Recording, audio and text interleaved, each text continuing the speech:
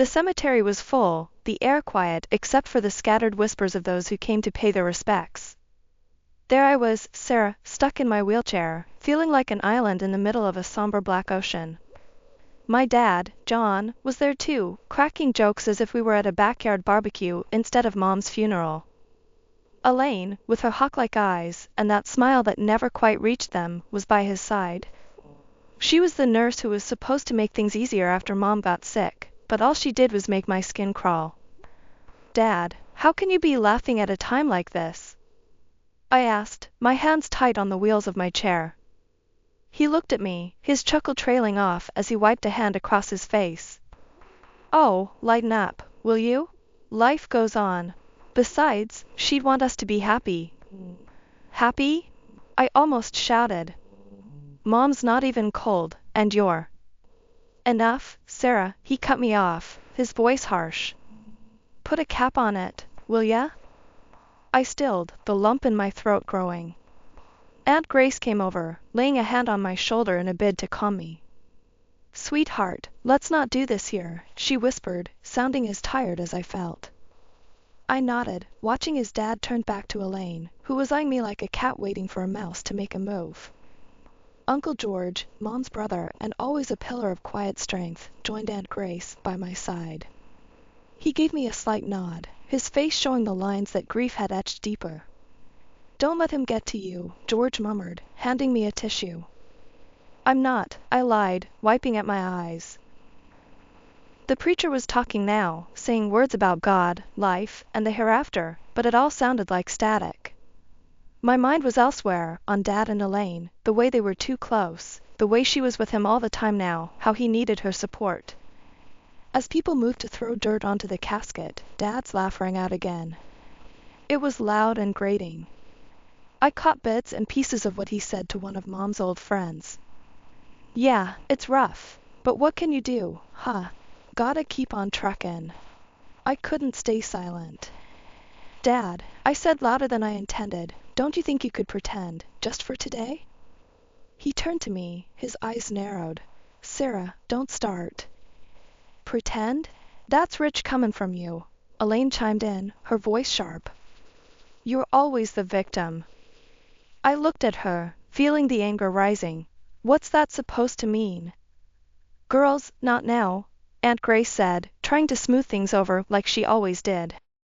Yeah, Sarah, give it a rest, Dad added with a dismissive wave, before turning his back on me.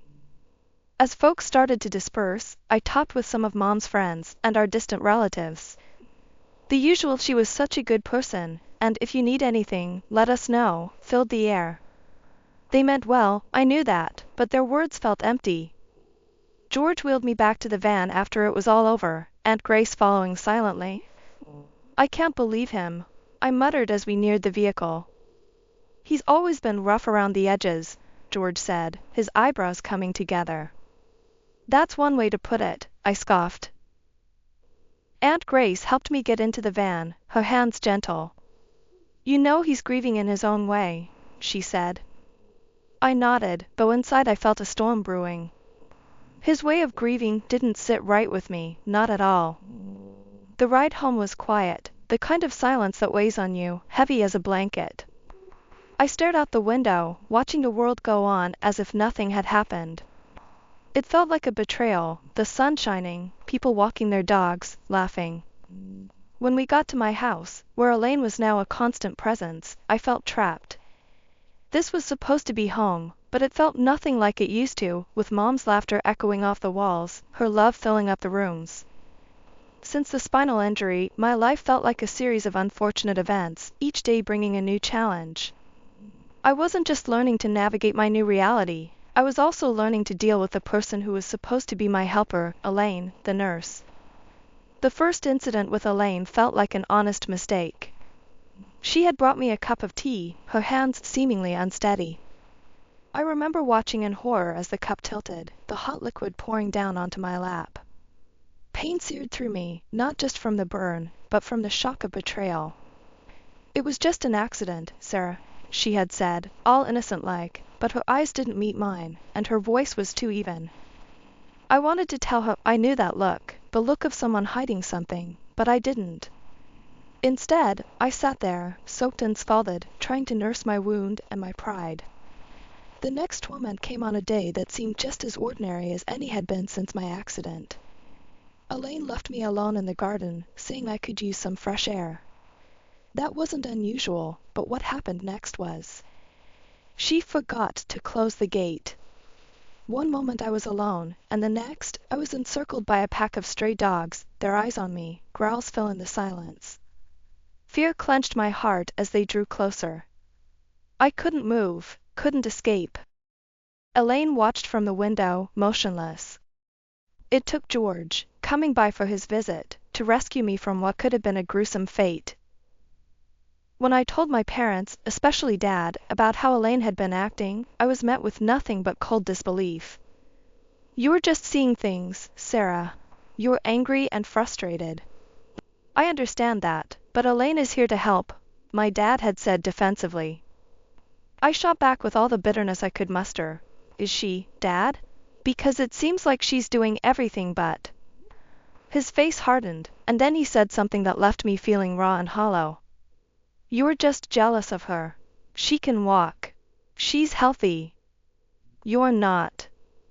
That stung deep.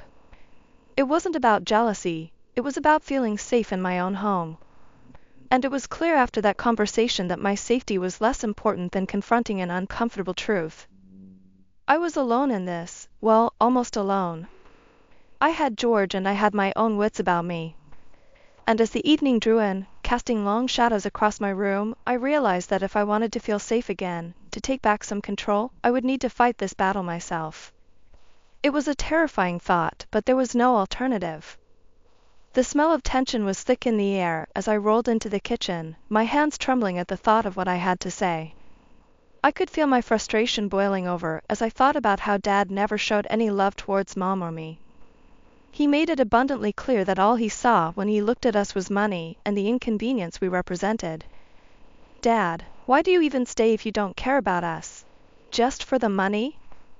I asked with a mix of anger and sorrow. He didn't even flinch, just leaned back against the counter with a smirk. "Someone had to tell you, I suppose. Your grandfather's gone, and I don't have to pretend anymore." "You're vile," I spat, the words tasting bitter on my lips.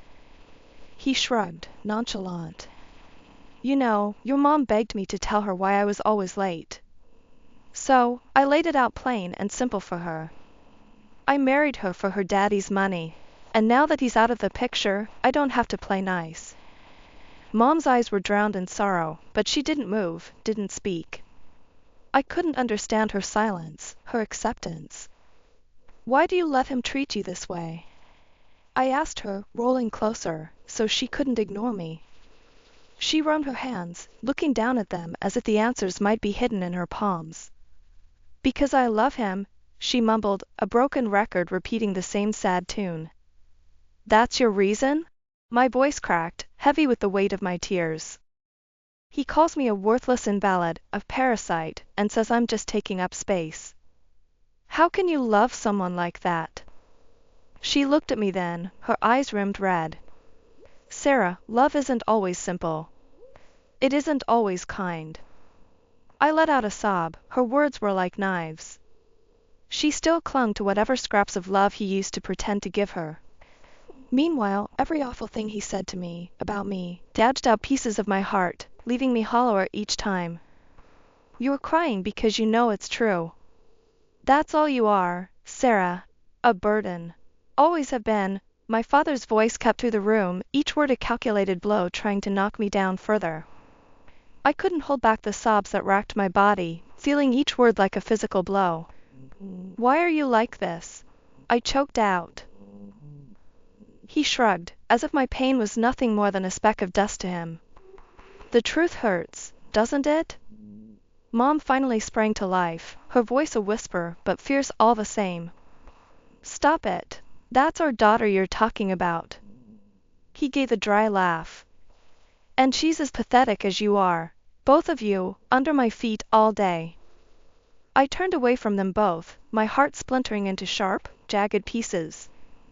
I didn't want to see his contempt or her resigned pain anymore. I couldn't fathom how this was the same man she had loved, the same man who was my father. That night was a game changer. The house was quiet, too quiet.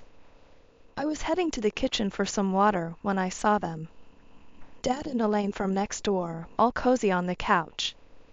The moment hit me like a slap in the face. I didn't make a sound, just watched for a second before backing out of the room. The image was burned into my head, though. I found Mom in her bedroom, reading a magazine like everything was normal. It wasn't. "Mom, I need to tell you something," I blurted out, my voice shaky but urgent. She put her magazine down and sat up, honing on my face. "What's wrong?" she asked, brows knitted. I swallowed hard, the words taking their sweet time. "I saw Dad with Elaine, they were." Her face went from concern to dark, real quick. "I see. When?" "Just now, in the living room," I said, and I felt a shiver run down my spine. She didn't say a word for a minute, just stood up, and went straight for the living room. I trailed behind her, kinda scared but knowing this had to be done. The two of them were still there, laughing at something on TV. But the laughs died as soon as Mom walked in. Dad's face, it was priceless.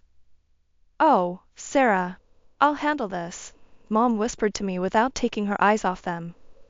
Then she turned her fire on Dad. "So this is what you do? This is how you get your kicks?" Dad stood up, acting all innocent. "What's the problem? We're just watching a show." Mom was having none of it. "Cut the crap, we're not stupid," she snapped. Elaine must have figured out it was time to go, because she headed for the door fast. "I better go," she muttered, but Mom stopped her right there. "Sit," Mom commanded. Elaine sat. We'll deal with later. But you," Mom turned to Dad, "you're gonna regret your selfishness. You think you can mess around in my house?"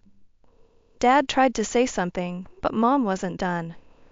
"And you," she said to me, "go to your room. This ain't for the kids." "But Mom." "Go. Please, Sarah." I turned and went to my room, the yelling starting up behind me. I left the door open just a crack and listened. There were some things that couldn't be unsaid once they were out there. Dad's voice thought loud. "So what if I am? You gonna throw me out? Over her?" Mom fired back, louder. "You're damn right I will. You're trash, and I'm done." The fight went on for what felt like hours. Accusations flying, hard words that couldn't be taken back. It ended with Dad storming out, slamming the door so hard the whole house shook. Life flipped on its head when we got the call about Mom's accident. The confusion was one thing, Dad marrying Elaine was a whole new level of low. But the kicker was when he looked at me with those dead eyes of his and dropped the bomb. "I'm tired of dealing with this cripple. It's time she's someone else's problem," he hissed. His voice was harsh, and it echoed in the emptying house. I felt like something inside me was crumbling. I'd never been anything but an inconvenience to him, but hearing it said out loud, it was a different kind of pain. That's when Uncle George barged in, old tweed jacket and all, just as the words hung in the air like smoke. "She's not a problem, she's family, and she's coming with me." Dad laughed, a nasty, grating sound. "What, you? Gonna play daddy? Good riddance. Take her." Uncle George didn't even blink. "Yeah, I'll take her. Someone's gotta show the girl some decency." "You think you can do better? Be my guest," Dad sneered, crossing his arms as if he'd won some twisted game. Uncle George just turned to me, ignoring the poison in the air. "Pack your stuff, kiddo. We're leaving this dump." I nodded, trying to ignore the lump in my throat. "Give me 10 minutes," I managed to say, my voice barely above a whisper. "Take your time. We ain't in a rush," Uncle George replied, and I caught the hint of a smile. In my room, surrounded by what was left of my old life, I shoved clothes and essentials into a bag. Each item felt like a piece of a puzzle I didn't understand yet. Dad's voice boomed from the hallway as I zipped the bag closed. Make sure she takes all her crap. Don't want anything left reminding me of this mess. Uncle George's reply was calm, steady as a rock. Only crap in this house is your attitude. I tried not to listen, tried to focus on the sound of the zipper instead of the break in my heart. When I wheeled out of my room, bag on my lap, Uncle George was waiting. His gaze stuck to Dad for a brief moment. There was no love lost there. He looked back at me, his eyes soft. Ready? As I'll ever be, I said, forcing a smile. But somewhere under the fear and betrayal, there was this tiny, fragile sense of something new. Hope, maybe. We left without looking back. Dad's voice echoed in the empty hallway behind us, but it was fading, getting drowned out by the sound of Uncle George's old sedan firing up. 2 months had whooshed past when a knock rattled the front door at Uncle George's place. There he was, Dad, his appearance scruffy, eyes wild. Sarah, you're rich. Your mother left everything to you. He blurted it out like it was gonna fix everything, like money could gloss over the rotten things he'd done. And why would she do that for me, huh, Dad? Because you betrayed her, that's why. I shot back, my voice heavy with a mix of scorn and disbelief. Dad shuffled his feet, looking anywhere but at me. Look, I know I messed up, but nothing, Uncle George cut in, his voice hard as nails. You made your bed, now get lost. You can't just shut me out. I'm her father, Dad protested, his voice cracking with desperation. Funny way of showing it, turning up after all this time, 'cause there's money in the wind. Uncle George's stance was like a tree, firm and unyielding. His words hung there, stinging with truth. Dad looked deflated, smaller somehow. Isn't there anything you want from me? Yeah, I said, gripping my chair's armrests. I want you to leave. The words felt like pebbles rolling off my tongue, heavy and final. Dad's face twisted, and for a split second, I saw something like pain flicker in his eyes. He stumbled backward off the porch, gave one last pitiful look, and walked away. Uncle George slammed the door and turned to me, eyebrows raised. You good? I nodded, letting out a breath I didn't realize I'd been holding. The silence in the house was filled with the weight of what had just happened, but it felt right. It felt just. Later, sitting with the lawyer, the numbers and talks of estates and accounts washed over me. It was a lot, more than I'd ever imagined. So, you're telling me all this is mine? I asked, pointing at the papers spread out on the kitchen table. Yes, Sarah. It's all yours, every cent, the lawyer confirmed with a nod. Reality was sinking in, slowly, a little shocking and a lot overwhelming. Uncle George whistled low. Guess your mom made sure you'd be okay. I couldn't help but smile, bittersweet as it was. Yeah, she did, didn't she? Uncle George ruffled my hair, something only he could get away with. Your mom was a smart woman. Peering out the window, I couldn't help but catch the drama unfolding like a car crash you can't look away from. Elaine was out there shredding Dad apart with her words. I don't need this. I don't need an old broke man. Her voice was shrill, slicing through the quiet street like a siren. Elaine, please, I love you. I have nothing without you. Dad reached for her arm, but she shook him off like he was some annoying bug, not her husband of the past few years.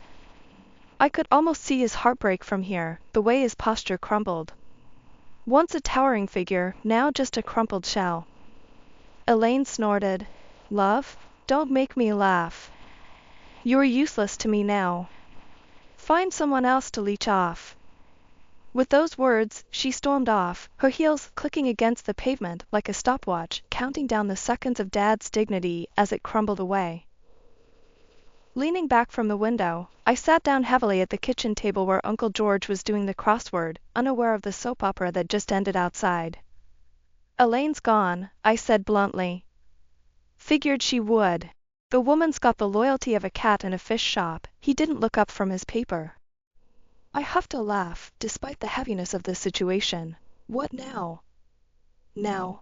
You live your life, Uncle George said, filling in an answer with a confident scribble. But guilt gnawed at me. Shouldn't we help him? Sarah, there's a difference between helping someone who falls into a hole and someone who digs one for himself and jumps in. He finally looked up at me with those clear eyes of his. You're right, I sighed, my gaze drifting back to the window, half expecting to see Dad still standing there. But he was gone. The rest of the day passed quietly, the neighborhood unaware of the little drama that had just shifted the tides in our small world. At bedtime, as I stared up at the ceiling, Dad's broken figure haunted the edges of my thoughts. Elaine had shown her colors, and they were as stark as a winter sky. Had we ever been a family? Or was it all just pretty lies wrapped around ugly truths? Sleep didn't come easy that night. I had money, sure. A new life, yeah. But there in the quiet, everything felt like it was teetering on the edge of something I couldn't name. And I had a creeping feeling it was up to me to make sure it didn't all just fall apart. Please, Sarah, let me stay. I have nowhere to go. Dad stood at my doorstep, fumbling with the hem of his weathered coat, looking a far cry from the imposing man he once was. You've made your bed, Dad. Now sleep in it. My words were cold, necessary ice. I had to be strong, for my own sake. He sighed, a deep, rattling breath that seemed to shake his fragile frame. Without another word, he turned, his steps heavy as he walked away. And then, as I watched him go, Esther, my new nurse, came up beside me. You okay? Yeah, I replied. I have to be. Esther just nodded, knowing better than to push. That's what I appreciated about her, she gave me space to breathe. The week that followed was a blur of activity. Meetings with Uncle George and Aunt Grace did more than fill my days. They were healing the old wounds with a salve made of genuine care. So, what's next for you, Sarah? Aunt Grace asked one evening, her voice as straightforward as the rest of her. Picking up the pieces, I guess. Building something, mine, I said, my hands folding around a coffee mug, a piece of normalcy. Uncle George chuckled. Atta girl. That's the spirit. It felt good, creating a new routine, finding some footing on this unfamiliar path. But it was not without its hurdles. Sarah, have you thought more about that job offer? Esther's voice broke through my thoughts one afternoon. Yeah, I mumbled, but can I leave the past behind? You don't leave it, she said, her voice firm but gentle. You build on it. I pondered her words, realizing there was wisdom there. I didn't have to forget where I came from, but I didn't have to live there either. So I dove in. Took the job. Spent my days learning, growing stronger, both in mind and heart. The work was hard, but rewarding. And surprisingly, my past, the pain and the fallouts, shaped me, gave me an edge. I connected, understood, and empathy became my tool. Evenings were for family, real family. And my home began filling with laughter, the sounds of Uncle George's terrible jokes, Esther's calm wisdom, and Aunt Grace's no-nonsense love. Ever think you'd get here? Esther asked one evening as we relaxed in the living room. Not in a million years, I admitted. Life's funny like that, Uncle George interjected with a smirk. Just when you think you've got it figured out, it throws a pie in your face. More like a damn hurricane, I countered with a smile. A hurricane that cleared the path, Aunt Grace said, echoing the thoughts I hadn't dared to voice. I looked around at these people, my people. We were an odd bunch, a patchwork family, but we fit together somehow, like pieces in a puzzle I didn't know I was completing. You know, I started, a warmth spreading through me as I spoke, all this talk of weather makes me think we've weathered the storm pretty well. There she is, Uncle George nodded, raising his mug. Our Sarah, stronger than the toughest gale. Esther raised her glass too, and Aunt Grace followed, their smiles saying more than words ever could. So, I raised my mug, a silent thank you to the past for forging my future, to the struggles that showed me my strengths, and to the realization that sometimes, the hardest thing and the right thing were the same.